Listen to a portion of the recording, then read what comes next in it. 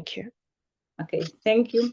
Good afternoon, everyone, and good afternoon, panelists. I'm so grateful that you managed to be able to join us today. I know some of you are joining us from afar, and thank you so much for taking your time to participate in this panel discussion.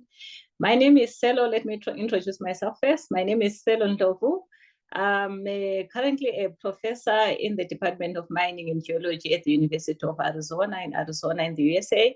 Recently, I was a professor in the School of Chemical and Metallurgical Engineering at the University of the Witwatersrand. I was a professor there until end of June. So I recently joined the University of Arizona. So it is very early morning in Arizona, and it's very, very hot as usual. So I'm very happy to be on this panel discussion, and I'm also very happy that you're able to join us. So the reason why we're actually having this panel discussion, I'm sure most of you all know, you've all heard a lot about critical minerals, critical metals, their importance, and everything that everybody's been talking about. So we want to delve a bit on that today, try to understand why these metals are important, why is there so much hype about it, are they really critical, or is it just hype? And if they are really critical, what is their importance and why should we be worried about them going into the future? So we want to delve into that today. Obviously, we also want to educate the community, which is the role of the Southern African Institute of Mining and Metallurgy, to educate the community about everything that is related to mining and metallurgy, and also make people become more aware of these metals, which is very, very important.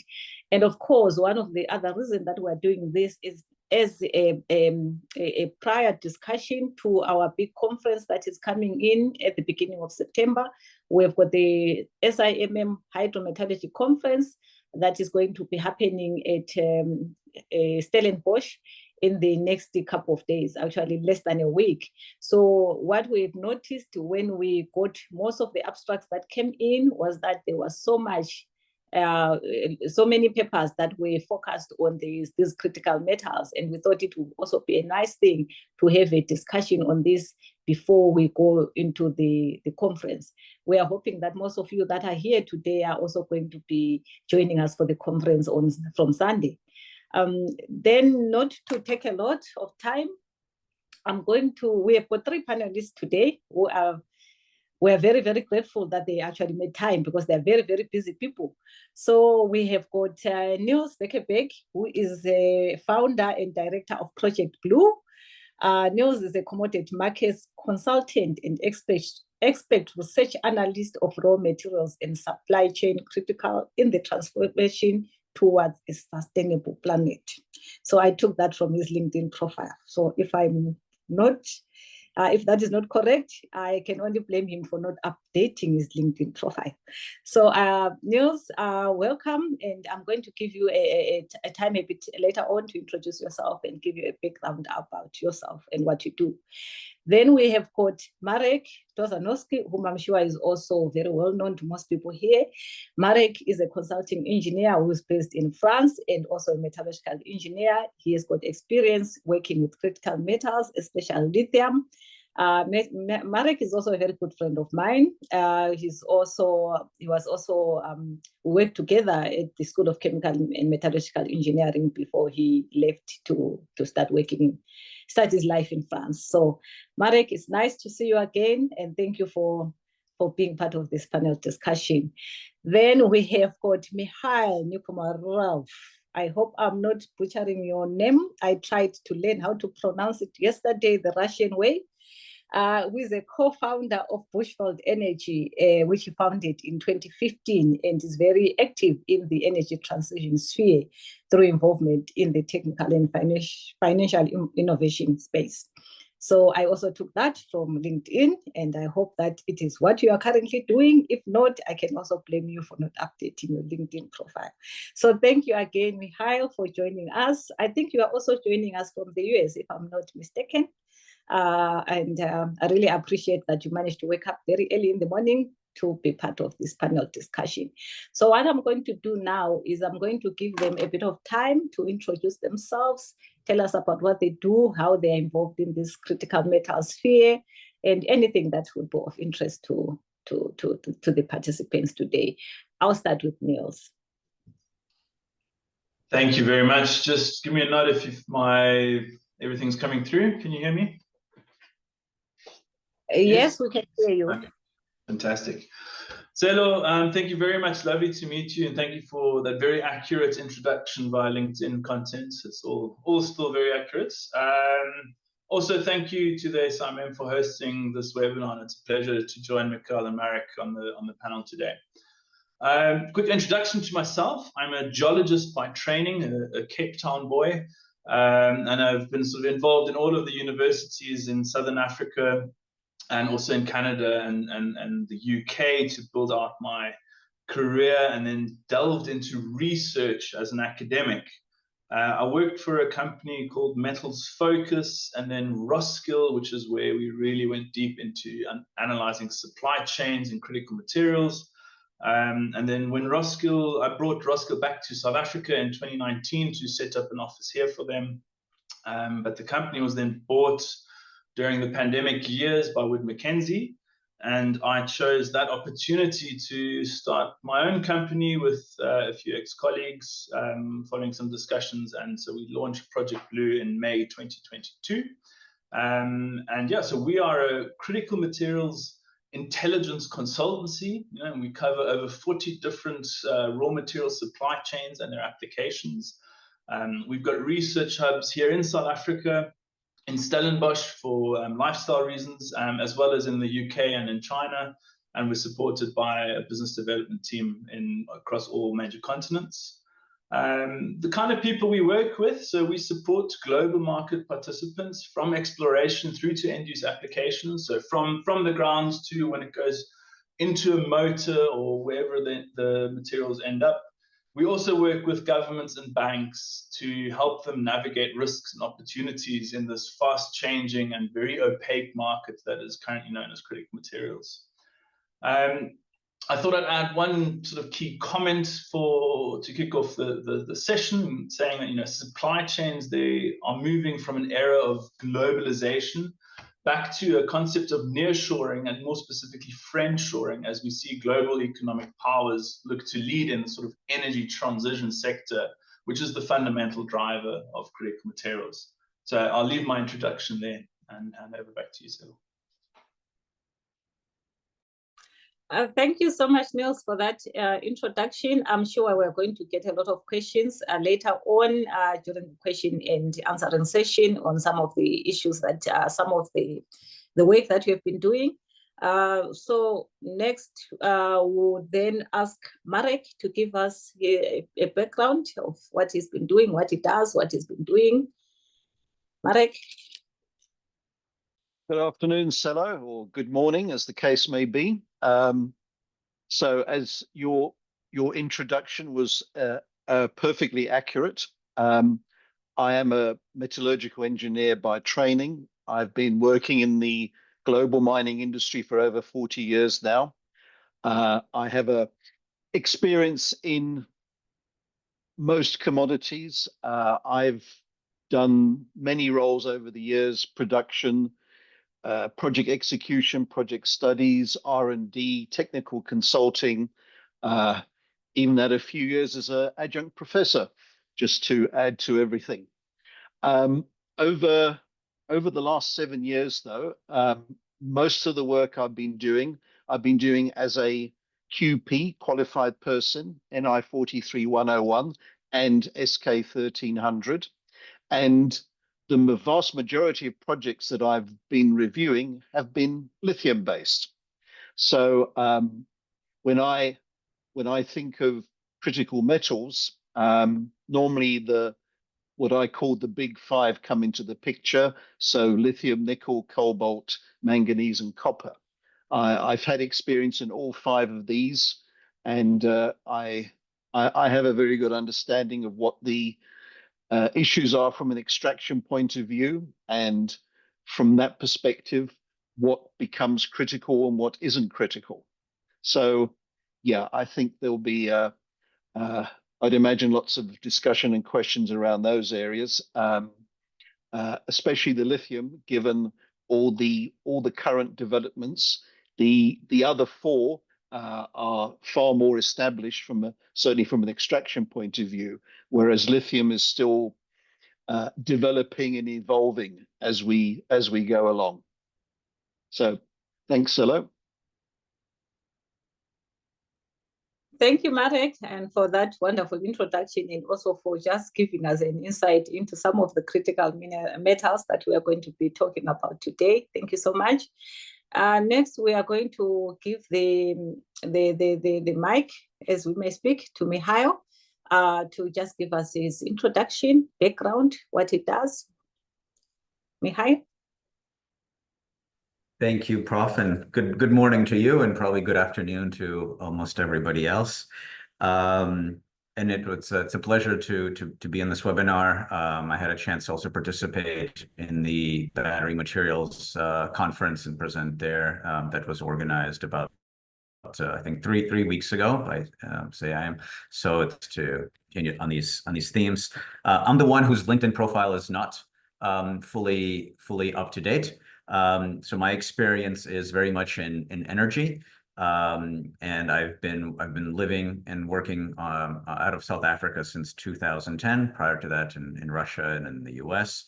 And in 2015, I did start Bushveld Energy, and have led that until July of this year. So I will update mine the next couple of weeks with what I'm doing now. Our expertise at Bushveld was around vanadium. Did some work with Nils and his team when we were looking at the vanadium market over the years. And on the energy side, we've built the largest, through Bushveld, we built the largest vanadium electrolyte facility outside of China in East London in South Africa. We've built the facility behind us. It uses a vanadium flow battery and a solar plant to supply a mine. And we've invested in some battery companies. And I think just vanadium is an example of critical materials that maybe is one of the more niche ones compared to the five that Marek noted. But the key theme is that we've got an energy transition that is happening. Whether whether people want it to happen or not, it's happening. Maybe at different rates or nonlinear rates, but it's happening. And anything that is critical towards that from a mineral perspective is a critical material. And a big theme within that is electrification and other so materials that are needed for electrification of everything are key there. And then the other big theme is that the transition from energy that is produced through fossil fuels to energy that is produced via renewable resources, such as wind, solar, and so forth.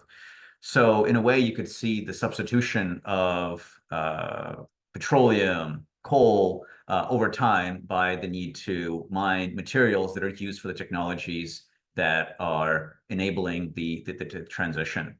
And so it's still extraction, but it's extraction of different commodities, and certainly a very different supply chain, very different logistics chain that we are experiencing. And we're still in early stages of that.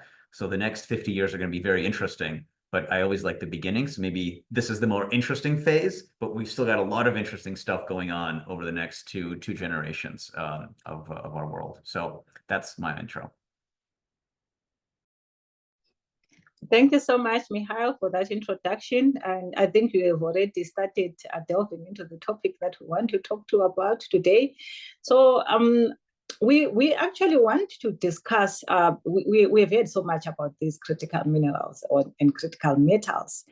And what we want to do today is we want to discuss the criticality of these metals. And we want to look at the complexity of the metal value chain, the extraction, the issues around extraction, the issues around manufacturing, the issues around the economics, the financial aspects of how to get all these projects running. We want to understand really deeply about their role in the energy transition, as Mihail has already alluded to. So first of all, we have in the past we've heard a lot about these critical metals, but also we've heard about strategic metals. For example, we've heard about battery metals, we've heard about traditional metals, we've heard about rare earth metals.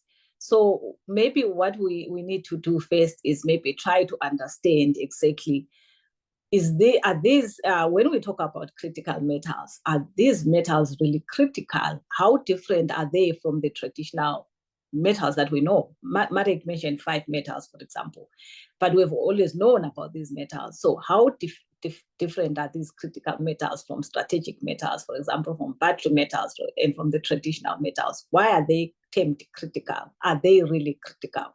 So maybe let's start with that and defining what critical metals mean. It means exactly. When we talk of critical metals, is it the same? Are they the metals that are critical to South Africa, for example, are they similarly critical to Canada, China, the USA? Maybe we can start there to try to understand really what it means when we're talking about critical metals. I'll give the floor first to Niels, and then Mihail, and then Marek. Niels first. Thank you, Selo. Yeah, look, one can look the term critical materials or minerals, or insert another word that starts with M, has really been used quite loosely, right? It's often used as a bit of news fodder to gain attention by new projects as well when they see opportunities, because there's an announcement from China, and we'll come back to geopolitical conversations later on. But actually, you can simplify the definition quite easily in terms of, although there are various definitions out there, but fundamentally, when you're looking at critical materials, you're trying to understand a material that is of economic importance, and that will change on a regional basis, right? If you aren't building vehicles in your country, the materials to build those vehicles are less economically important than compared to, let's say, if you have a steel industry. So the economic importance is the first part that you need to look at. And then it's about understanding the supply chain, right? A critical material as such, or the criticality is another word you use, is effectively defined by the risk of supply for that material, right? So if an economically important material is at risk, i.e. they are, be that environmental, be that conflict, be that geopolitical risks, it doesn't matter, right? But the sourcing and availability of that material is a risk to support your economic development. There's a third feature or third and fourth feature that adds into this, and that is, first off, whether they are environmentally friendly. So there's a sustainability feature that's being added more and more into the conversation as well now. And then substitution, right? So if something is not substitutable, for example, you can't take chrome out of stainless steel, that is part of its definition. It's not substitutable in that application, right? So if a raw material meets that criteria of being economically important, at risk, and not substitutable, you can call it a critical material. Now, however, there are different viewpoints to this as well, right? You can look at this as a global perspective. What are global economic commodities? And then you mentioned strategic. So if you're talking about critical materials, you tend to look at economies like the US, Europe, and China, and Japan, who are looking at what are the list of materials that are important for their economy. And then you're talking about strategic materials, which again, it's often used as a synonym to critical materials, but you can define it separately, is more looking at offering a value proposition and an alternative supply chain. And countries that fit into this nicely are Australia and Canada, so geologically rich heritages, including China also used to be really part of that.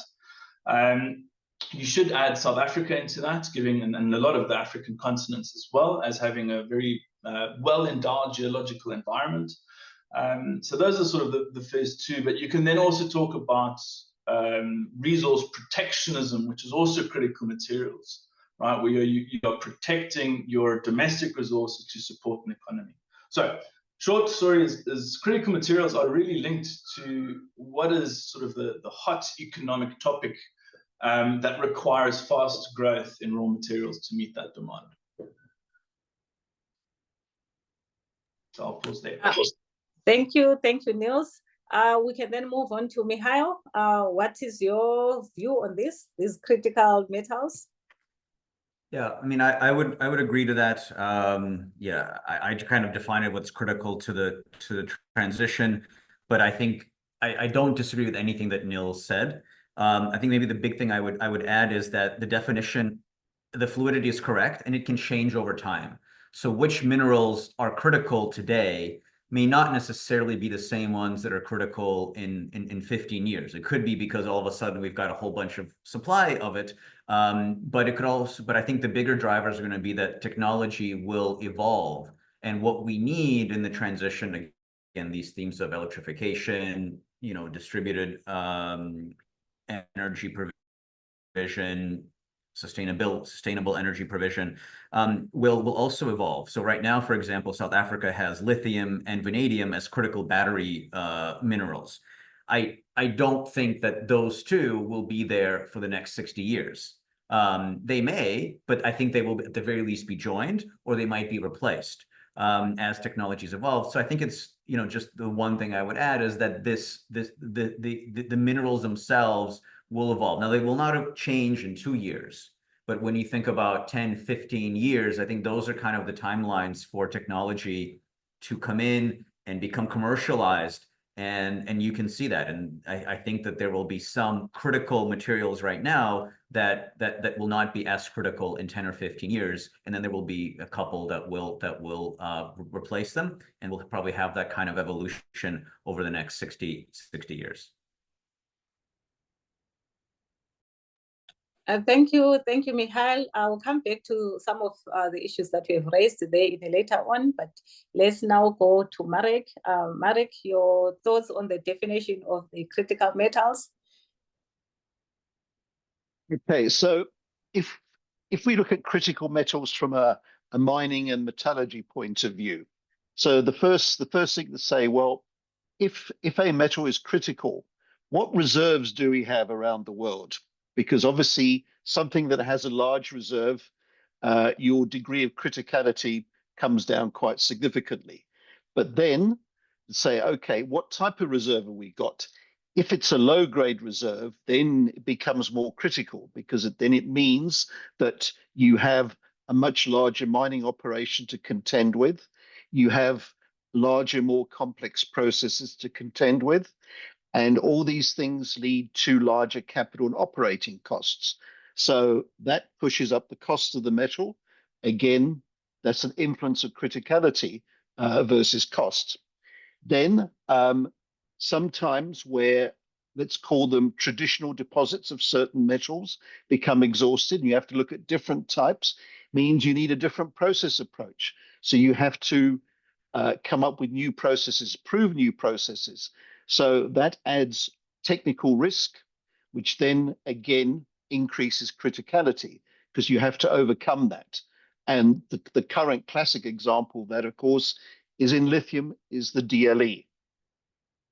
Then project time. At the moment, any big major deposits of critical metals can take anywhere from 10 to 20 years from the point it's discovered to the point you've got a mine. So there's a very, very long lead time. So again, that supply-demand relationship versus how long it takes to get a mine up and running, again, can cause criticality. And now, of course, sustainability is a big issue. So once you've found the deposit, can you mine it and process it in a sustainable manner? Are you going to consume an enormous amount of energy? Are you going to consume huge volumes of water? Are you going to generate a huge amount of waste that's going to take up a lot of land? It's going to cause pollution, etc., etc. So these factors now, more so than in the past, become more critical. And those deposits that become more difficult, again, increase criticality.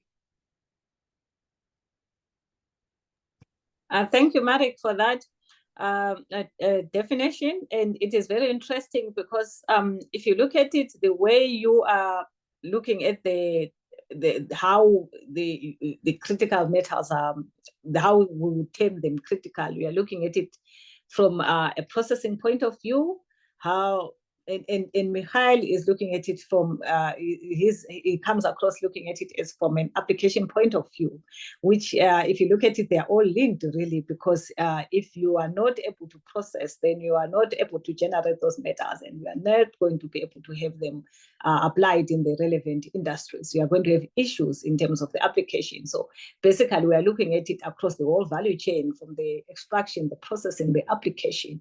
So if these metals are needed in the application side, they need to be extracted. And if the extraction is an issue, then the application is going to be an issue, which again leads to having a supply-demand problems, which leads to the whole criticality of these metals. So it is very interesting that it comes across the whole value chain. What maybe I would like to then ask, Mikhail touched a bit on it already in terms of the application of these metals, in terms of the technological innovations and advancements where these metals play a big role. So we've heard a lot about their application in the green energy transition, for example. The question maybe now is are these metals only applicable in the green energy transition sector only, or are there other industrial applications where they can play a big role? We know, for instance, that metals have traditionally played a significant role in economic developments, technological developments. There is no industry, there is no country that can develop without metals. So in terms of critical metals, then is it only the green energy transition where they are very critical, or they can be applied in other industries? I'll start with Mikhail. So maybe just two comments there. One is, the transition is the green energy aspect of the transition is just one part of it, right? Electrification, to me, is another key factor, and and electricity doesn't really care. The electron itself doesn't care whether it's produced from a renewable source or non-renewable source. But technologies that are needed for electricity and thus commodities and minerals that are needed for electricity are where the criticality comes in. So you could have batteries that, like in your phone, there's nothing to do with renewable energy, but you still, we still need them. So I think anything that is used in electrical devices, that is used to transmit electricity, to store electricity, we're going to need a whole lot more of those going forward because of electrification of everything. Mobility is going to be electrified. Information is already electrified. Heat is going to become more electrified. So it's just such a great energy carrier compared to basically anything else that we have at the moment. And we've found much better ways to do that. So I think that's a key bit. Like, if we're going to use transmission lines, they're not tied to renewable energy, right? They're needed for any kind of electrical energy. And so if we use copper in transmission lines, then we need a lot of copper. If we've got a new technology that is better than copper for certain reasons, conductivity, and then we're going to need less copper, and we're going to need more of whatever that technology uses. So yeah, I think that's how I would think of it. That it's not just about just green energy necessarily, just what we need in the technologies that are used. Doesn't have to be green. Thank you all. It is a bit enlightening, because I think most people always associate critical metals with green energy transition, but it is actually nice to hear that maybe we are looking at it also from a wrong point of view. And then it goes back again to what Marek was saying, that sometimes it is related to the processing, supply and demand, that can also lead to the criticality of these metals. But I think the world has now tended to focus on them, particularly on the application side, and in particular the green energy transition. Maybe let's hear again from Marek, what your thoughts are on this, your thoughts on the application of this industry that these metals are applied, and also maybe in terms of, are there any particular substitutes these metals, do you think there are particular substitutes that can be used instead? Well, look, there are always substitutes that are being looked at, but in reality, most of them are not going to have substitutes. Again, let's go back to what I call the big five. I mean, you're not going to find substitutes for copper, nickel, or manganese. Cobalt, maybe. Lithium really is at the heart of batteries. And while there's claims of, oh, let's use sodium, in some respects, yes, but you're not going to have a situation where it's eliminated completely. Then the other thing is that copper, nickel, manganese have very established industries already and markets. And with the energy transition, yeah, sure, the three of those are growing, but cobalt in particular has taken off because its demand was relatively low until this whole thing took off. And of course, the best example was lithium, because that used to be a very, very minor metal. Now, all of a sudden, it's flavor of the month. Another important aspect on critical metals, especially when it relates to the new applications, is product quality.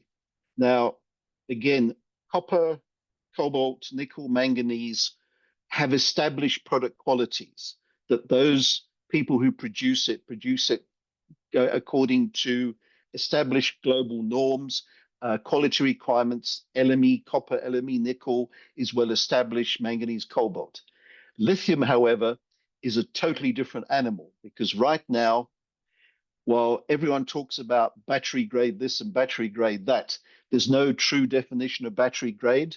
The requirements vary enormously depending on who your customer is. And it's very, very difficult to pin down, am I going to be able to produce battery grade or not, which really complicates things considerably from a process point of view.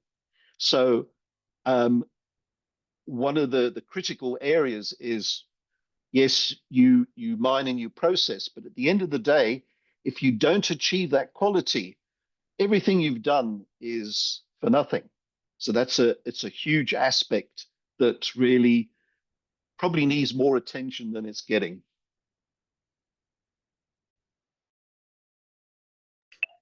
Thank you, Marek, for that. I think maybe to pick up on what both of you said, Mihail and Marek, in terms of I think it was when we looked initially also on the discussion of what critical metals are and what is coming out also in terms of their application, that when we define or we talk about critical metals, what is classified as a critical metal today might, in that group of classification of the critical metals might actually change in the near future, depending on the supply and demand issues, the technological advancements that will be happening, the changes in terms of application that will be happening. And Marek, you have also talked on the fact that it is probably difficult to look at substitute for these particular metals. And you also mentioned, for example, that lithium is one of those metals that was basically just a metal and nobody really worried much about it until recently. Maybe now to go back to Niels on that, to say you are obviously work as an analyst and you are looking at the supply chains. Do you maybe see in the future any changes in terms of what is classified as a critical metal today? Any changes that you could see in coming into the future? Any other metal that you think might not actually be seen as a critical metal now, but you think might become very important in the next couple of years or in the next decade or so?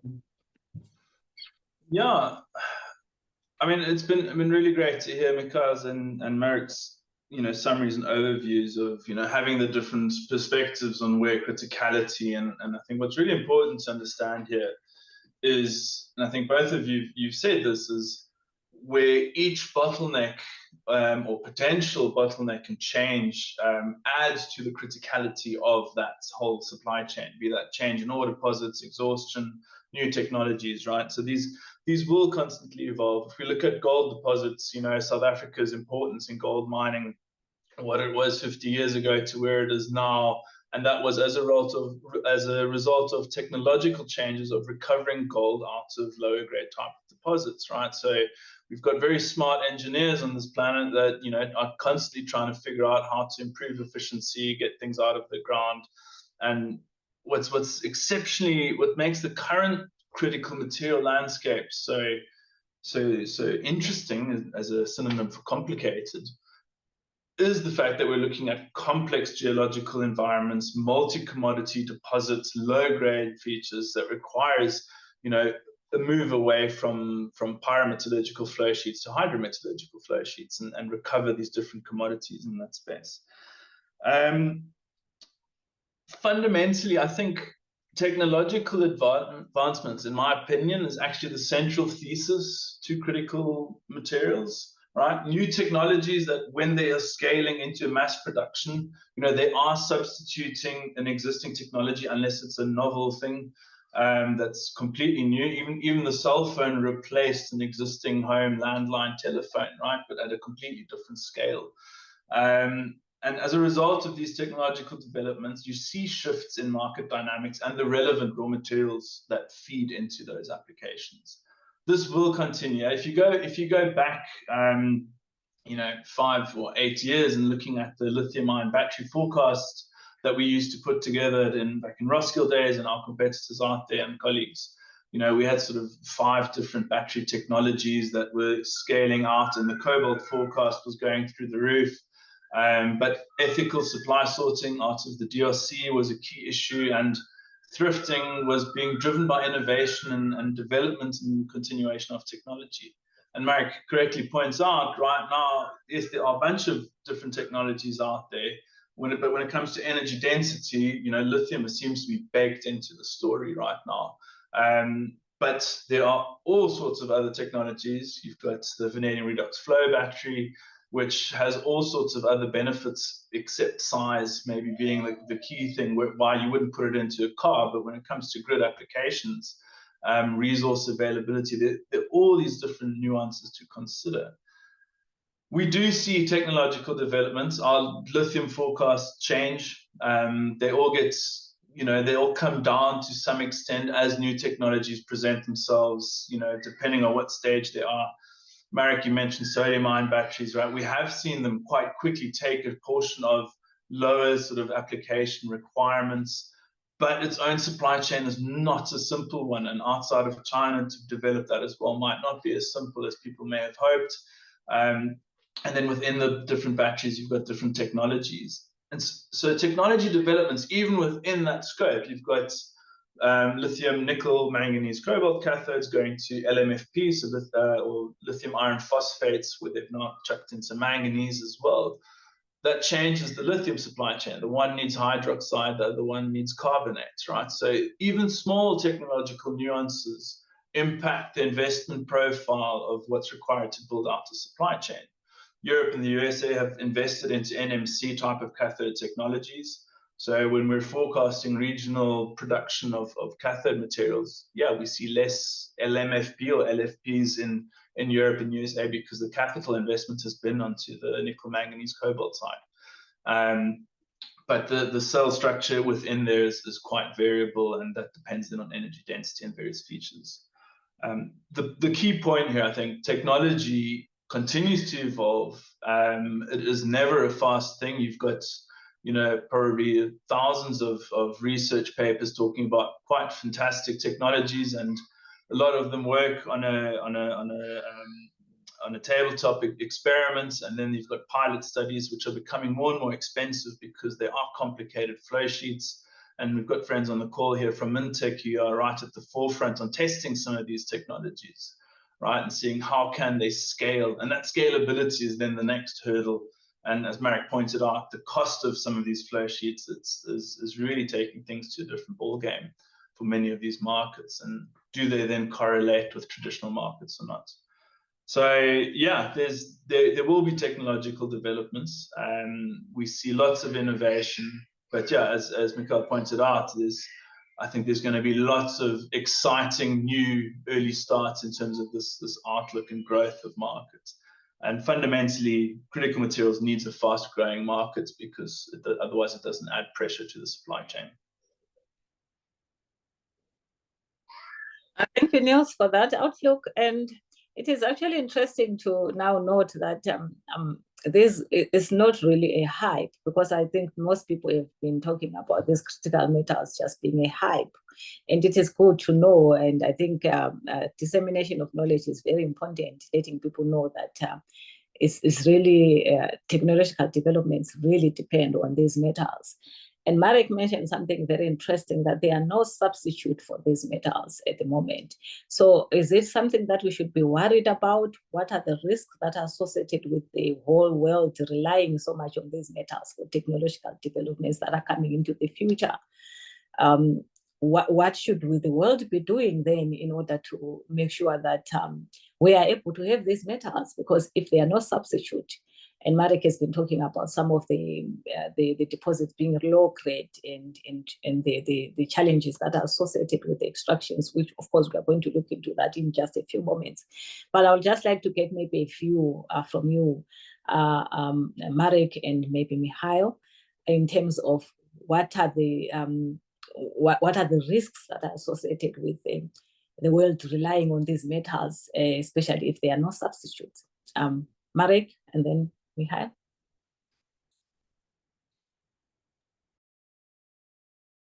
Hey, really, substitution is all about finding something that has the same properties but is cheaper to produce. That's fundamentally what you're looking at.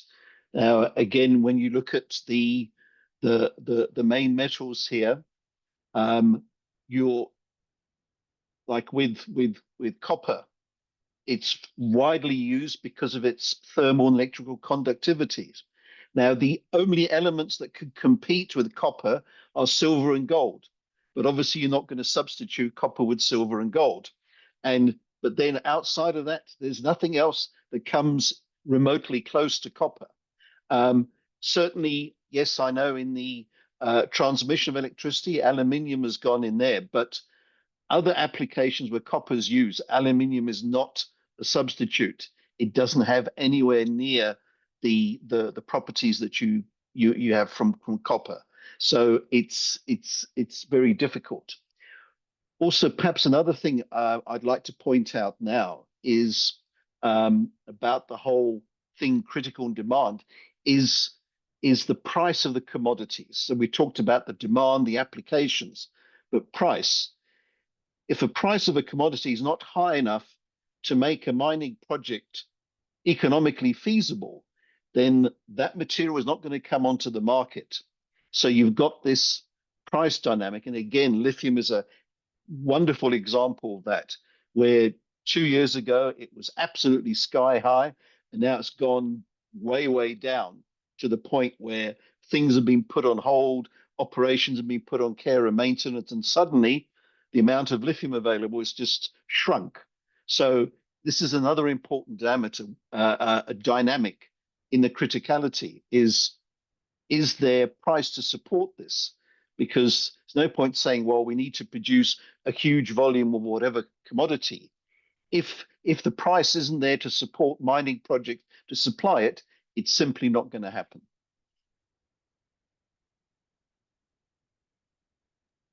Thanks, Marek. Your views, Mihail? Yeah, I mean, I agree with that.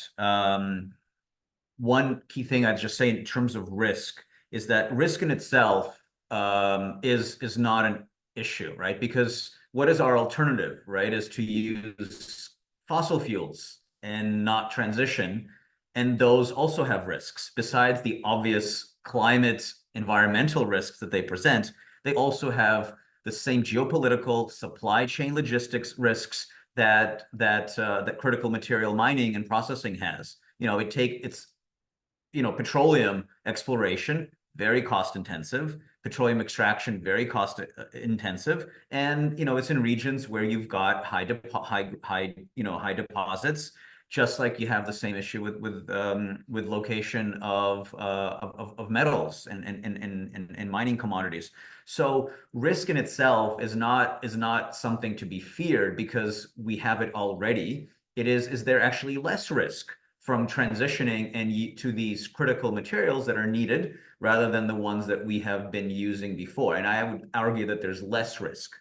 And so then we can learn about how do we deal with the other risks that are there, such as the ones that Mark mentioned. Other ones I would say is, and actually Mark mentioned this, on the upstream side, it'll take somewhere between 8 and 15, maybe even up to 20 years to develop a mine.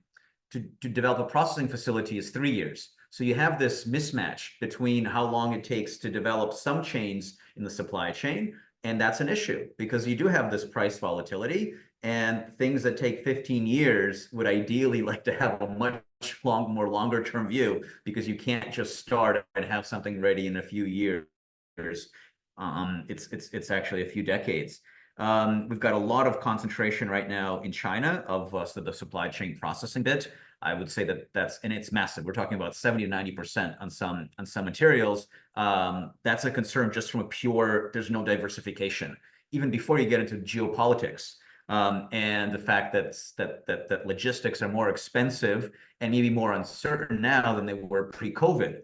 It's certainly improved, but we need to understand that those disruptions can be massive. We've learned just how massive those disruptions can be, and we can't always predict what causes those disruptions. And with climate change, we're going to get more environmental related disruptions in our logistics. So there's, those are additional risks I just throw in there. Thanks, Michael. And you also touched on a few things that we'll probably pick up a bit later on, especially on the issues of the impact on the environment and things like that. We'll touch on that a bit later on. Maybe, Niels, is there anything that you'd like to add on these risks that are associated with the whole world relying on these metals and the idea that basically so far there are no substitutes for these technological advancements that the world needs? Maybe not specifically to talk about risks on a global level. I think we've covered a lot of that quite well. But I think really important to highlight the regional disparities and regional differences in approaches, which comes back to your first question on the definition of critical materials, which can be a subjective view rather than an objective view that is planet Earth fighting climate change, which is also a view in itself, right? In terms of the Paris Agreement and others, what is being put in place to meet these targets. And fundamentally, what I think makes this current scenario quite interesting, that a lot of the demand initiation has been top down. So from incentive policies to build out supply chains and to encourage demand. And this has to change to a consumer-driven market in order to be sustainable on a global level, and especially a challenging thing to do when the cost structure is one that's going upwards rather than downwards. Marek spoke about substitution. An EV is not a good substitution for internal combustion engine on an economic basis. So there is a different reason to encourage that type of substitution into the market. And one can argue about what those are for different reasons. So I think, there are a lot of nuances around here, and those all point towards, different nuances within each supply chain. Thank you, Niels, for your thoughts on that issue around the risks. Maybe now we will take a bit of a turn and look at something that Marek has just mentioned a few minutes ago. Marek, you mentioned something about the processing challenges, and I remember you just talked a bit about DLE, which some people might not be aware of what that means. But maybe I would like us now to discuss some of the issues and challenges that are actually associated with the actual extraction of these metals, and looking at the fact that we are going to be having a conference in the hydrometallurgical extraction of metals in the next couple of weeks. And one of the ideas for this discussion is also to promote that conference. I would like you maybe to talk a bit in terms of some of the challenges that are associated with the extraction of these critical metals, seeing that you are a process engineer, you are a hydrometallurgist, and I think that would be good for us to hear your views in terms of the challenges that are associated with the extraction of these metals and some of the technological developments or innovations or techniques innovative techniques that are being developed to sustainably extract these metals, because I think the world is more concerned with the sustainable extracted metals and minerals. So maybe your views on that, Marek? And then I'll also go to Mihail, because I think Mihail also has got a bit of some background in processing and extraction.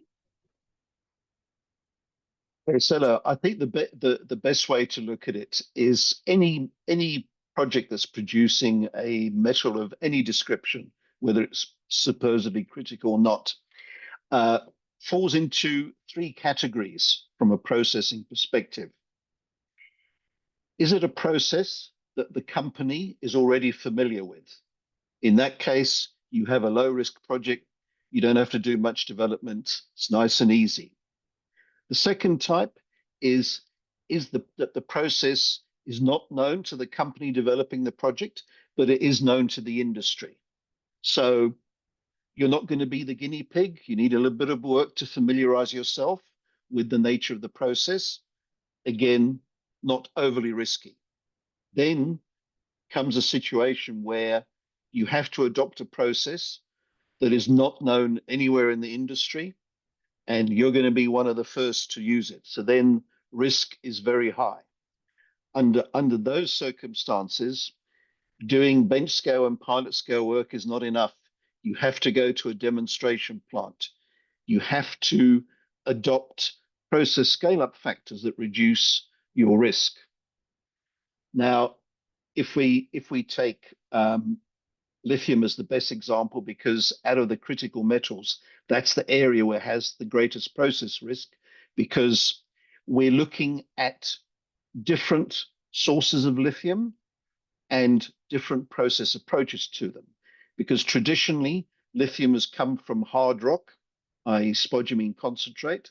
The process there is well established. However, the big problem with that, it has a terrible carbon footprint and environmentally is not very sustainable. So when you look at lithium from brines, well, again, the Salar projects in South America, yeah, they're well established, but again, from a sustainability point of view, you're evaporating huge volumes of water, you're generating mountains of salt waste. So again, not ideal. So enter DLE, where, oh, well, here's the ideal scenario. You put the brine through the process, what's left behind goes back into the Salar or back underground, wherever it came from. Great, there's no waste. And you use less water. It's all wonderful. But at the end of the day, it has to be sustainable, and it also has to be economic as well. And you have to reduce the risks to get to that point. So right now, there's very, strictly speaking, and certainly from my viewpoint, there really isn't, DLE hasn't been established commercially yet. And in fact, the first project that's about to do that is in Argentina through Eramet. They're busy ramping up the first large-scale true DLE plant. So we're about to find out in a full-scale scenario, does it really work? So while there's been a lot of research, especially from a hydrometallurgy point of view across all the critical metals, at the end of the day, it's about risk. If you don't reduce the risk, it'll never get off the ground. So however clever and innovative your process may be on paper, at the end of the day, it has to work on a full scale. It has to be able to pass the sustainability barriers and the economic barriers. So when my advice to people when they're doing research into these projects, do not lose sight of that. Don't get carried away and find you're developing something that will never, ever get off the ground because it's simply not sustainable and will never make any money. And perhaps another thing to just mention on this, some deposits have byproducts which support their economics. So copper is generally supported by silver and gold. Nickel often is supported by cobalt. and some precious metals. Lithium, however, doesn't have byproducts, so it has to support itself entirely. And while some people say, but you get potash and boron in lithium brines, yes, you do, but the market is not there for you, there for them. Therefore, you're not going to make any money from it. So it's another aspect to consider. What is your byproduct situation? Thank you, Marek, for that view in terms of the extraction side, some of the challenges that are being faced and what the extraction community should also be considering. Maybe we get a view from Michael in terms of on the side of manufacturing, since I think you have worked with battery manufacturing. What are the challenges there? What are the new innovations when it comes to manufacturing? Yeah, I mean, look, I definitely can't comment on metallurgical flow sheets the way that Mara can, so I'm not going to touch that. And I think that there's a lot of insight there. So, maybe I can say, well, where can we get these materials rather than where we have been getting them? So one, Mark mentioned, let's be more creative there, right? Let's look at tailings, right? Or can we process some material from spent catalysts that might be from the oil industry, or maybe historically from oil plants and things like that? And there's companies that are doing that, and I think there's a lot of opportunity there. Although I think the total amounts that can come from that aren't very large, but because the stuff's already out, it's kind of there, and it might improve sustainability. The other is recycling, right? So let's take the materials out from what they've already been used for. And that can also have quite a bit of technology innovation. And the other benefit is that will actually reduce demand later on. So it's got a double benefit, not just an economic one, but then the need for new mining, new processing is less. And I think the other bit is to also looking for new deposits, right? Because it's about grade. And so are there better grades of certain critical materials than what we have found? And part of that is it's a function of it's a numbers game. The more we explore, the better. But maybe there's a question of how we explore. So there can still be, I think, improvements on how we can identify locations where the in situ grades are going to be higher, which will then make it much more economical to process it. But also it means we have to move less earth to get the same amount of critical materials out. There's also really more far-fetched things like mining undersea, mining in space of meteors. I think that it's important that doesn't distract from the technologies that are already there. I think that it's good that there's R&D going into it. I do get a little bit worried when there's a lot of funding and capital that goes into it rather than in projects that are much more realistic to get there. I'm really worried about the environmental implications of doing something undersea, because we don't understand it that well. But as human beings, we sometimes go and do and then figure out, oh shoot, we shouldn't have done it that way. Thank you so much, Michael and Marek. Actually, you are leading to my next point, because Marek also mentioned some issues on the environment, and you have already also raised the fact that you are concerned about some of the impact on the environment with some of the ways that these metals are being extracted. So it leads again to what some people call this paradox of the green energy transition, that we are saying that these metals are going to help us in terms of the environmental impact and also the global warming, the climate change and things like that. But then these metals also, in terms of their extraction, Marek, you've already mentioned that with lithium extraction, for example, the traditional hard rock mining, there's a lot of carbon footprint in those processes, got a high carbon footprint. There are a lot of environmental issues that are associated with this extraction of these metals. So the question is, what is the in terms of what is the environmental cost associated with this extraction of these metals, and what is the expected long-term environmental impact with the accelerated extraction of these metals? For example, if we want to make sure that we meet these green energy transition goals, we obviously have to extract these metals at a faster rate so that we can be able to develop these technologies that are required. So what is the long-term impact on the environment? Is it something do we have sustainable extraction methods that will make sure that we extract them in a sustainable way with no long-term impact? Because the idea is that we don't want to have, we want to have green energy, really, isn't it? But is their extraction green enough? Marek, and then Mikhail, and then Niels.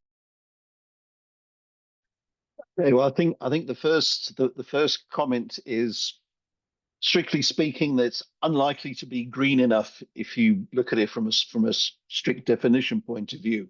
The problem with most metals is that where we're looking at new deposits, they generally tend to be lower grade. And lower grade means you have to mine and process more. And that automatically means more energy, more water. So the trend to say, well, if we've got to increase the production of our so-called green metals, we're not going to be able to do it in a green way because we have to find more energy and more water to be able to do this. Because to be able to do it at lower energy consumptions is simply not possible. And a lot of instances, dry processing is not possible either. So you need energy and you need water. Yes, obviously you will look to do it to minimize energy and minimize water, but at the end of the day, it's on a path. When you process a ton of material, you're going to consume so much energy and so much water.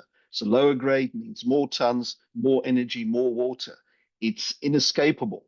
So while everyone say, oh, well, we must cut back on how much energy we produce from oil, coal, and to produce electricity or whatever, unfortunately, you need that to recover the metals. So it's a vicious circle at the end of the day in most cases. Mikhail? Yeah, I think this is similar to the risk conversation we had, right? Which is, the risks of not doing it are actually greater.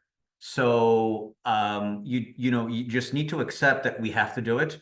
We have to have more energy to supply it. We have to have more water. And then it's about, okay, what are the most sustainable ways to do that? But you've got to start what Mark said, we need it, right? So there can't be a, should we do it or can't, you've got to move beyond that. And then it becomes a question of how we do it. Right. So and then we can get into it. It should not be a question of should we, because we need to, because the alternative is worse. All right. It's higher risk. It actually has more externalities. And look, on the energy one, I think we've solved it. We've got the tech now to do it extremely sustainably.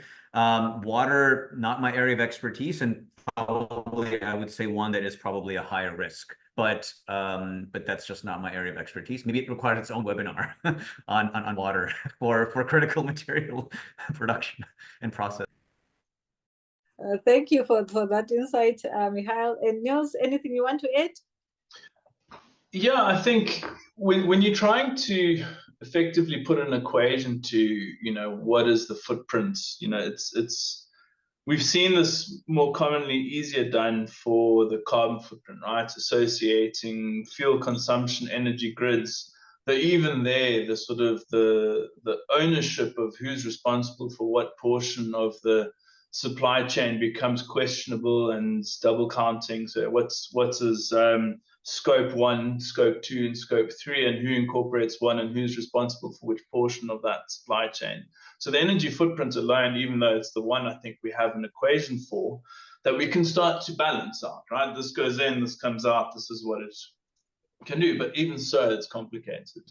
And I think together with that, the conversation isn't just about what's carbon footprint, it's more about ESG. So what's that? That's environmental, social, and governance. So that goes beyond just the environmental footprint, that goes into the social responsibility, the governance of managing critical materials or any raw material supply chains for that matter, and how it helps benefits. You can then optimize this to talk more about humanity in general, but also again, subjectively to your economy and your country effectively.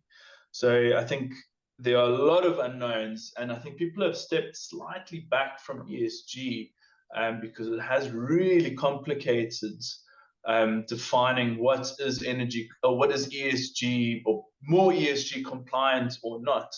I mean, we've at Project Blue, we've had a stab at putting together some rankings of using available data. But again, it really depends where people put the focus on, and how companies can operate within certain areas and add value to an economy, right? And so ultimately, yes, there is the environmental footprint side, but there is an economic aspect to this that is bringing value, that is adding growth and opportunities for developing countries as well to step into the space. I mean, look at what Indonesia is doing in terms of drawing in investments from the nickel industry. We can argue about the environmental side of that, right? The only thing that really got in the way is when they wanted to do deep sea tailings, right? But there was no real hindrance to start scraping the soils. So, Miguel, I think your point on deep sea environments is an important one, because, yeah, it was not to mention mining. It's just dumping stuff in the ocean became a problem for something that's basically scraping away a rainforest. But you know, then it's rehabilitation. It's a huge topic, I think, in general, and it has no simple answer. I'll leave it there. Thank you so much, Niels. I think, yes, indeed, that is a very huge topic, and I think we could have a separate webinar on that. But we don't have a lot of time today, unfortunately, to delve deeper into it. So what now we would like to maybe take a slight turn and look at something slightly different, but also of very, very much importance. And these are the geopolitics of these critical metals. And I would like maybe to raise this question first to Niels, and trying to understand really how do the trade barriers and tariffs that affect the critical metals market, and what are the geopolitical considerations that are involved. And also, just maybe also to, I don't know, maybe that would be separate questions. How do the national security considerations shape policies around critical metals extractions, for example? Because it seems like there is a really that is one of the most important factors when it comes to having strategies and policies around the critical metals. Yeah. Thanks, Sil. I think, yeah, so geopolitics, I mean, these days when we go around and give presentations on critical materials, we tend to now start with a whole introductory session on geopolitics itself. And again, important to understand those sort of three key angles that I started off with. Your first question, there's supply risk for supporting a domestic economy, you know, something like the EU, Japan, China, USA.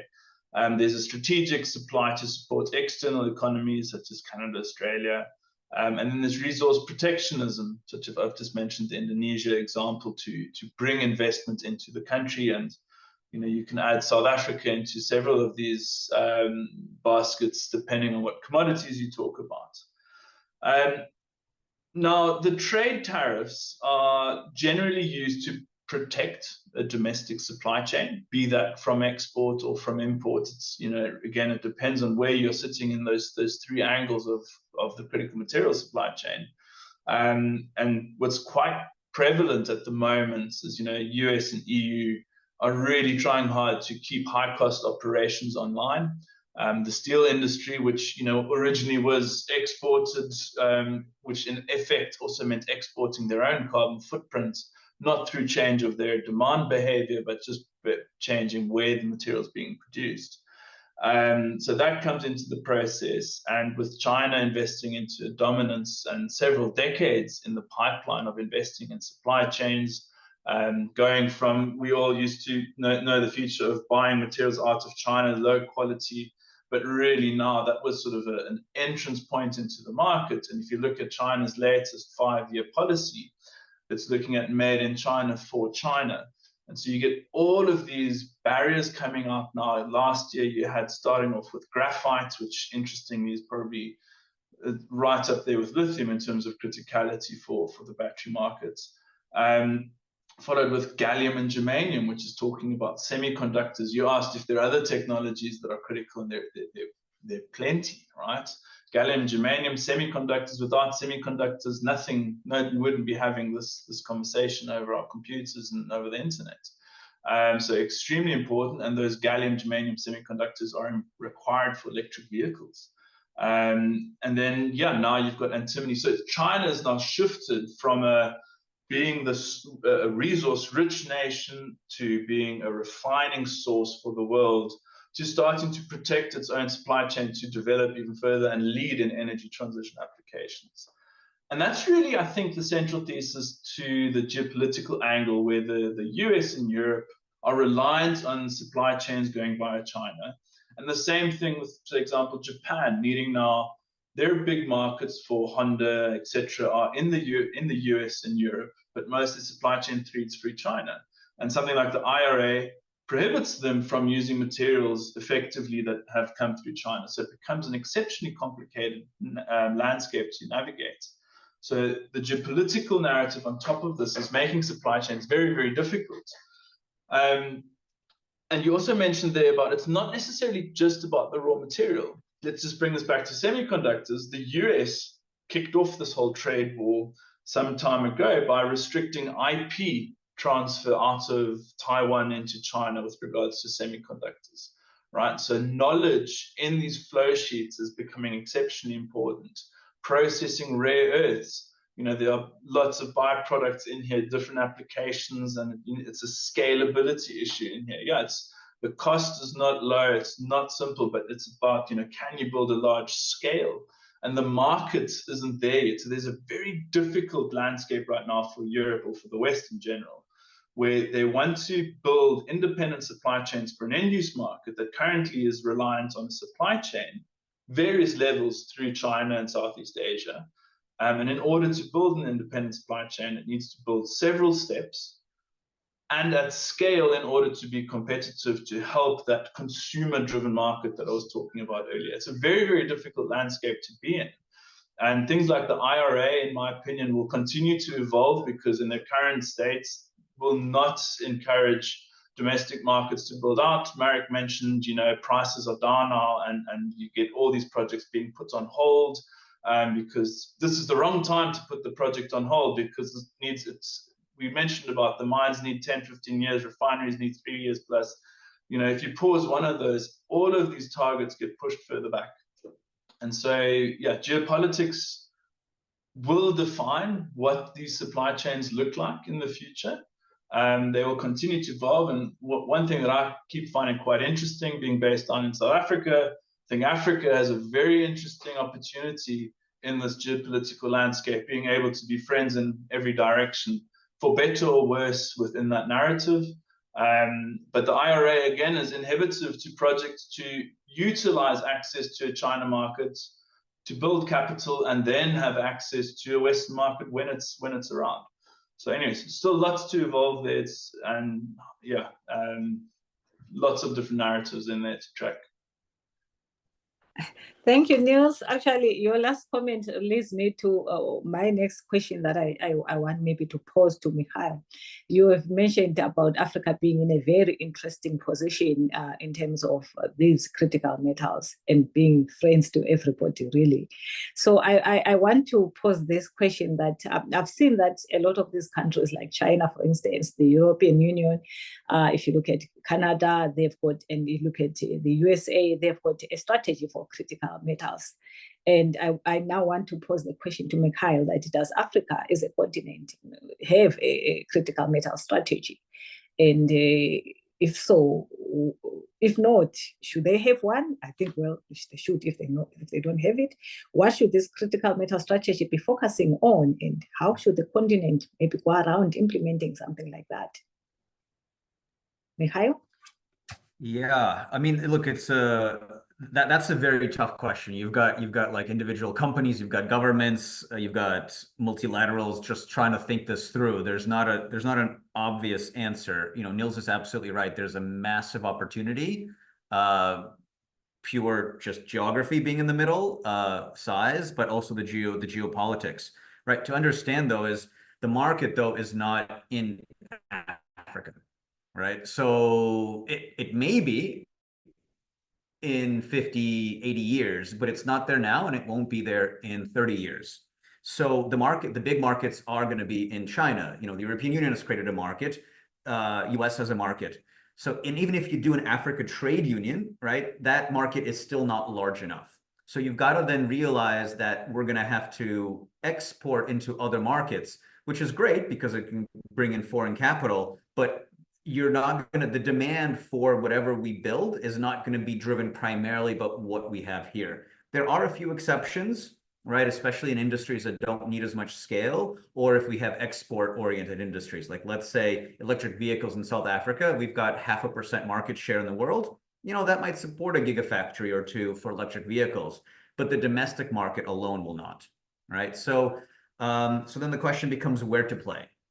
And you've got to pick where there are certain capabilities, maybe where there's an opportunity to get cheaper capital.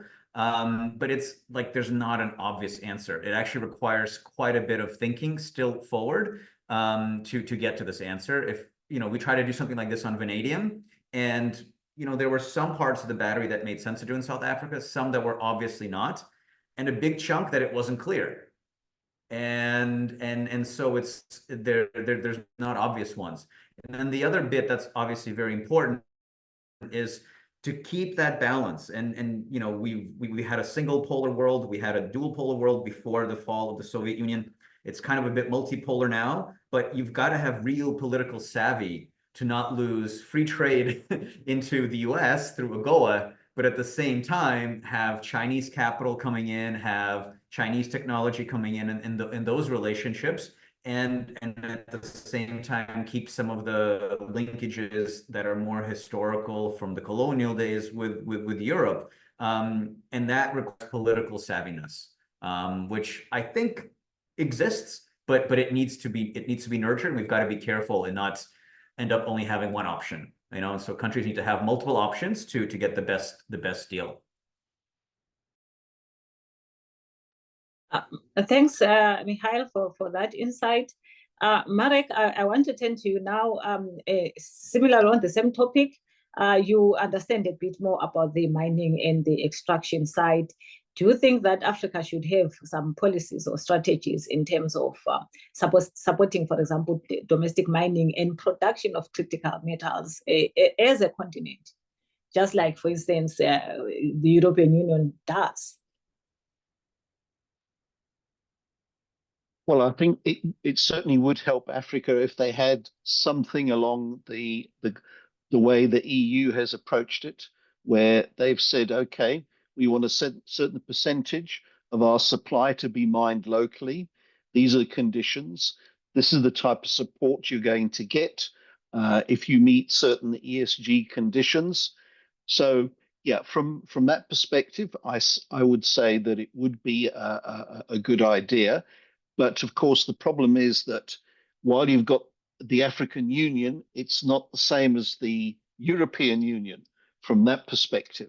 So that's going to be the really difficult part, because each individual country is going to have its own particular, let's say, agendas to address. And yeah, it's going to be difficult. And the thing is that a lot of African countries don't have the infrastructure to support this. So that's also another difficult part.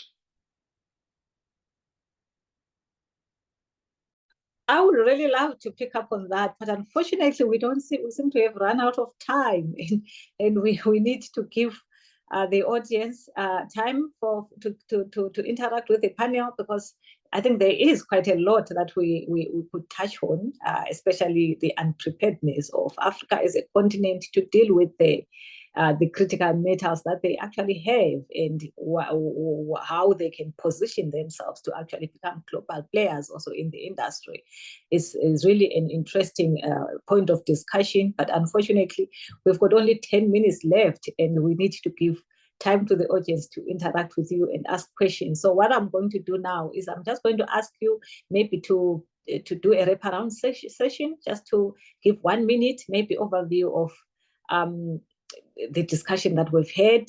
especially, particularly in terms of where we should go forward as a continent, or in terms of critical metals, in terms of the extraction, in terms of the manufacturing, in terms of the government policies, in terms of the environment, anything that you think would be of interest to the people that are participating in the panel. Just 1 minute. I'll start with Niels, and then Michael, and then Marek. Niels? It's a philosophical one to finish it off, but I think, critical materials, the takeaway is it's constantly evolving. And I think some of the winners that will come out of this will have innovative approaches and new technologies in the processing side to bring materials to markets, be that through byproduct applications or new type of flow sheets, exceptionally in there. But fundamentally, I think the energy transition has got certain technologies in place already that are driving the demand for certain raw materials. Marek mentioned the big five. I think there's probably 30 other ones that are not equally as important or critical, but part of the story. And understanding some of these nuances is where the opportunity lies. Where that opportunity lies for Africa is multiple fold, and at first it needs to protect its heritage of being a center of excellence to some extent in the mining industry and maintaining that status, but understanding the whole value chain and which technologies are going where. So yeah, I think so the devil's in the detail. This is my summary of all of this. Thank you, Niels. Michael? Yeah, I think just to think about it the same way that we used to be thinking about oil and gas, and how to monetize those critical materials. I think that's the mindset that needs to be there, and how to create, and maybe learning from any kind of mistakes or past missteps that countries took on the fossil fuels. And but it's in some ways it's similar. It's about energy and energy independence that creates. And then the one thing I think is just there can be so much more exploration. It's a vast continent. We've got a lot of countries that are not that densely populated, especially if we're not in West Africa. So there's I think the opportunity is even greater than what we think. And starting an exploration, it's a great way to create wealth creation. It's high risk, but it doesn't require that much capital. So it's also an opportunity for local wealth to be created. That's how a lot of wealth got created in the United States. So how to enable more exploration would be one of the things I would also petition governments to think about, especially in South Africa, because the exploration space has stalled. And we know the geology is very good. Marek? Thank you, Michael. Marek? Okay, my parting point would be, if you take the Southern African countries between them, they have substantial resources and production of the big five. So the Southern African government should be thinking of, well, why don't we set up our own battery plants? We have everything here on our doorsteps. We're producing all the materials that are required for battery manufacture. So why aren't we doing it ourselves instead of exporting everything? Thank you, Marek, and thank you to the panelists for this insightful discussion. I really enjoyed it very much. Unfortunately, it was just unfortunate that we don't have enough time. We could have gone, I think, for another 30 minutes or so in the discussion, but I think we need a bit of time to look at the questions that have been posed by some of the people in the audience. One of the questions that has been raised by Carol Taylor is, what is the current preference for lithium sourcing, i.e. hydrothermal, as in Latin America sources, e.g. Bolivia, or spodumene pegmatites, which are prevalent in Africa? I think she's asking about the current preference for lithium sourcing. What are the preferences in the industry at the moment? I think I can pose that to Marek, because I think we are more on the extraction side. Well, look, I wouldn't necessarily say there's any particular preferences. At the end of the day, you produce the same lithium carbonate and hydroxide from both brine and hard rock. However, the problem with hard rock is generally the costs are higher, the operating costs are higher, so your margins are lower. And of course, ESG is an issue compared to most brine operations. Thanks, Marek. I think the other two questions, actually, they are sort of related. One is from Senkley, and the other one is from Queen. And they are talking about the significance of recycling as sources for critical raw metals. Queen Senkley says, how significant are secondary alternative sources of critical raw metals or minerals contribution in the keeping the supply risks in this value chain, in the critical raw materials sector? I think we did sort of touch on that, actually. And then the other question from Queen says, thank you all for some very interesting insights. Could you comment on the current state of the art in recovering critical minerals, especially battery metals, from secondary sources via recycling as opposed to primary sources? This will become increasingly important for true sustainability. I think I can maybe post that to Mikhail and also maybe Marek. I'll start with Mikhail first.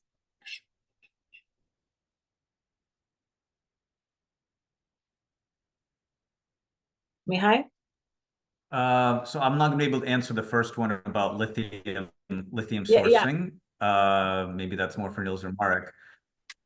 On the second one, look, there's definitely companies like AMG, for example, that their entire business is to reprocess, spent catalyst or secondary materials, which usually have a few metals in there, not just one.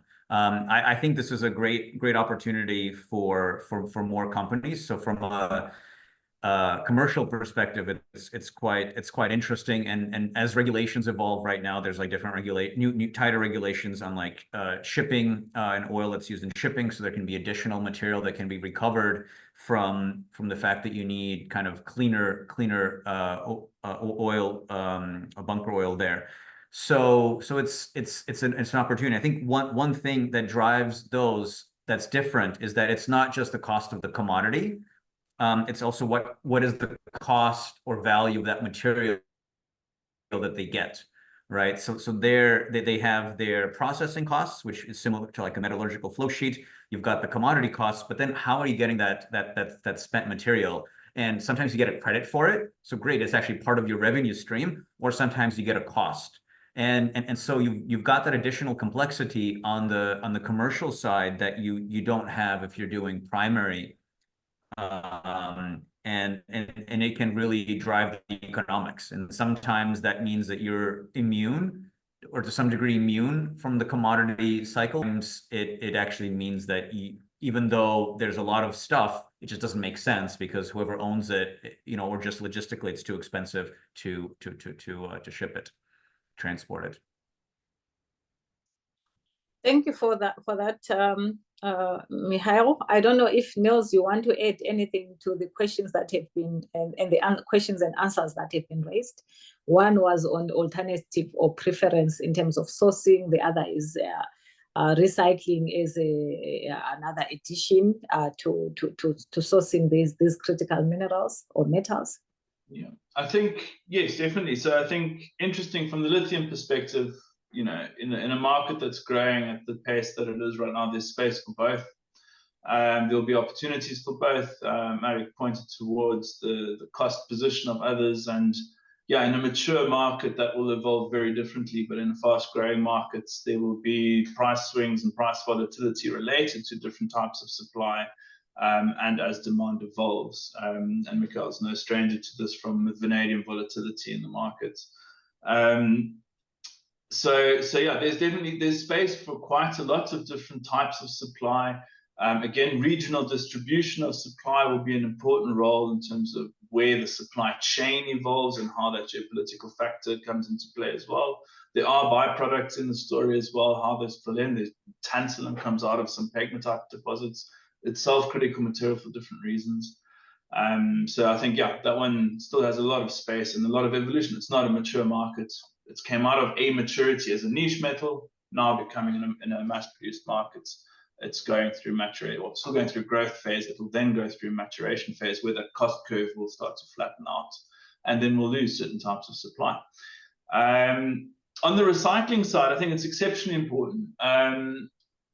Historically, when you look at most applications, recycling come later in the supply chain.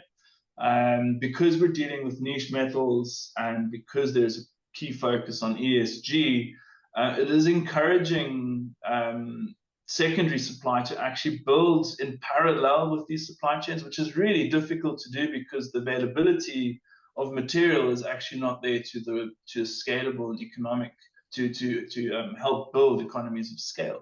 So it's going to be an exceptionally difficult task. Recycling as such is not a solution for critical materials. Fast-growing markets, if you look at availability, there's no balance that works in that environment, but it does play an important role in reducing that overall requirement for primary materials. And then lastly, we're already talking about separating our different commodities from each other, from raw materials at low grades. And now do you refine them back into metal state, right? We've put these things together so that they don't separate out, so that they are long lasting. So it's not a cheaper solution, but it's part of the ESG conversation for the long-term view. It will require investments, it will require innovation, but it is an important part of the overall story for critical materials. So thank you so much, Niels, for that answer. And I don't think we have got any other questions from the audience. And we have actually come to the end of our panel discussion. We've actually exhausted our time. So I would like to, unless if there's a burning question from someone on the audience, the participants. I didn't miss any question. Is there any question that I've missed? Because I have a question under the chat. Thanks. Oh, there was a question under the chat. I can't see it here. Let me check. Okay. Oh, yes. Oh, can you see it, Prof? Okay. Yeah, I can see it now. The question says, could the panelists talk to circularity for critical metals beyond recycling?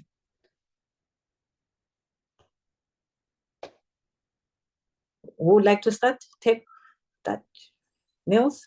In terms of reuse, I mean, circularity of it is, I mean, so it's also maybe just clarify a little bit where that question could go to, but just to jump ahead is the lifespan of these raw materials is still very much an early stage. So I think there are a lot of questions around this more so than answers and what that circularity looks like. But yeah, I don't know if Marek or Mikhail would like to comment more on that. Marek? Yeah, look, that's still building up because basically there aren't enough spent batteries to support significant recycling and therefore circularity. So it's evolving. It'll get there to a point.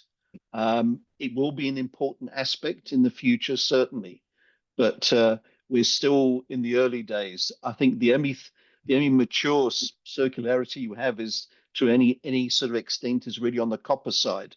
Lithium has still got a long way to go. Thanks, Marek. Michal, do you want to add anything? Yeah, I mean, I love this topic. I think it's you know, that could be a webinar all on its own. We've done quite a bit of work on vanadium on it, but I think, you know, it's like also what is the difference between recycling and circularity, right? Which is why it's the way that the person asked the question is quite insightful. And it is that we would need to think about what is going to happen with that molecule of that critical material after its use in the product that was initially manufactured. And that hasn't happened. You know, that's not in policy. That's not in financial modeling. That's not in how companies think about it, right? It's like, we're going to do this product, and then maybe something will happen to it afterwards that's good, or it can get thrown out, right? And the recycling is the something good that can happen. But it's not in the original business case for the exploration, mining, and processing and so forth. So I think it's an exciting opportunity. It is used, you know, in platinum. You know, though when platinum is used in certain as a catalyst, that is reused many times, you know, and sent back to the platinum manufacturer after it's used up and then brought back. So there are examples where this is being done. It's just institutionalizing that at mass scale, and part of it is actually having that ability to recycle and combining the planning that it will be recycled and thus reused from the get-go. Right. And so now you're thinking about, how am I going to use this molecule, not for 10 years or 15 years or 20 years, but for 100 years and 150 years, because, you know, some stuff we will need to reuse many times. Other stuff like transmission lines, yeah, those wires last a very long time, or some of those hooks last a very long time. So it's I think this is very much a huge opportunity going forward, and but it requires to come across policy, financing, as well as the kind of implementation by the private sector. Thanks, Mihail, for that. I think we'll just take one last question, one last round question before we close.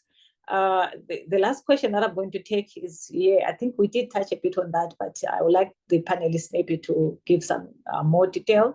The question is saying, do other developing regions like parts of Asia have critical mineral strategies? I'll start with Marek again, and then go to Niels, and then end with Mihail. The only thing that I'm aware of there is basically the Indonesian nickel industry, where they started off by banning the export of nickel ore, and now they're just boosting the whole thing. But I'm not really very au fait with what's going on elsewhere in Asia. Yeah, I think much like in the rest of the world, there's probably not as much official discussion around critical material strategies. However, we do see even countries like Laos looking to get more and more involved on a government level in terms of how supply is being extracted and entering into China, and making sure that that's done in an ethical way. You've got Vietnam and all sorts of countries there that, you know, have been established as alternative supply chains to Japan from a rare earth perspective, and looking for the rest of the world, be that through Chinese-owned companies as well. But, you know, that's a business opportunity conversation more than anything else. And yeah, I think we're going to see more and more discussions around that, and some of it is quite sensitive in terms of geopolitical approaches. Look at Taiwan situation, I think will be quite a cautious approach. You've got the Russian conflict and with Ukraine impacting different supply chains, and so you'll see different handshakes starting to take place as these supply chains will evolve. So you can be quite certain that the US, Europe, and China are talking to all of these nations to understand where their strategic opportunities are. But yeah, whether there's any official trend in there at this point in time, I'm also not familiar with the finer details of that. Thanks, Niels. Mihail? Yeah, look, I think if you're thinking about developing regions, it's actually South America where you're seeing a lot of different strategiges on how to approach critical minerals, both from a mining perspective, from a beneficiation perspective. Like sometimes they'll put in limitations on export. They'll have things to drive domestic markets of the commodity that they're mining. They'll have massive incentives to set up processing in country. So I think, you know, South America is maybe the region that I would highlight there, rather than in terms of innovation. Certainly, though, you know, countries like India have critical mineral strategies, but from an innovation perspective, and kind of, I think I would look to South America rather than, let's say, Asia. Thank you so much for that, for the answers from our panelists to that question that was raised by one of the participants. And I think on that note, it's 20 minutes to, let me not confuse myself about the time, I'll say the wrong time here. We've gone a bit beyond our allocated time, but I think it really was a very insightful discussion from our panelists, and I would like to take this opportunity to really thank them for coming on here and giving us insights into the issues around critical metals, and also making us aware of what is happening out there, and also raising questions for us as participants that would require us to go and do a bit of more research in order to understand what is happening in this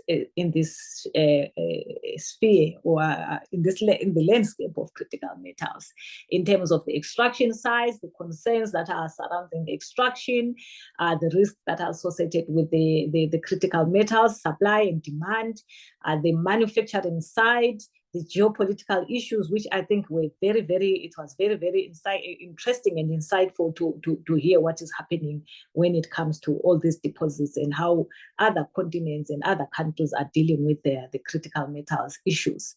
So I like really to thank the panelists. Niels, thank you so much for coming here today and giving us an insight in this area. And Mikhail, thank you so much for waking up early and being here with us. And also Marek, thank you for participating. Thank you so much. And also, obviously, we'd like to thank the participants. We've been here. I think we had quite a huge turnaround today, and most of the people stayed right with us until the end, which means that we really had a very interesting discussion and conversations, and they really liked to listen to what was being discussed today.